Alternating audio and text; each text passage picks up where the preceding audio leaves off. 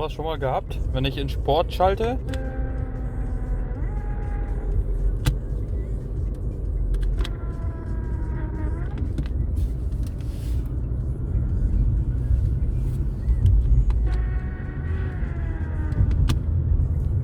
Und zwar liegt das an der Verstellung dieses Seilzuges hier. Es geht auf das Getriebe, darüber wird das Ganze positioniert und hier hat sich die Position wahrscheinlich verstellt.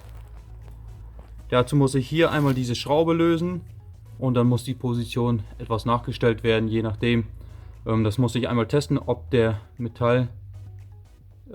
ob dieses Metallstück weiter rein oder weiter rausgezogen werden muss, aber da testen wir uns jetzt einmal ran. Das ist auf jeden Fall die Ursache für die Geräusche, wenn man in S schaltet.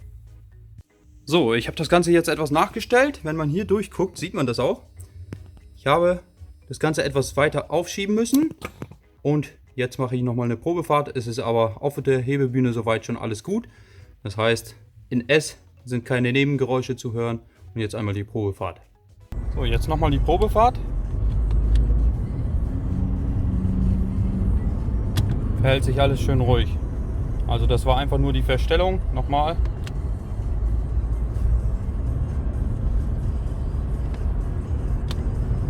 Perfekt. Ja, an dieser Stelle möchte ich mich verabschieden. Wenn euch dieses Video geholfen hat, wenn es euch gefallen hat, würde ich mich über ein Abo freuen. Ansonsten Daumen hoch. Bis zum nächsten Mal und gute Fahrt. Ciao.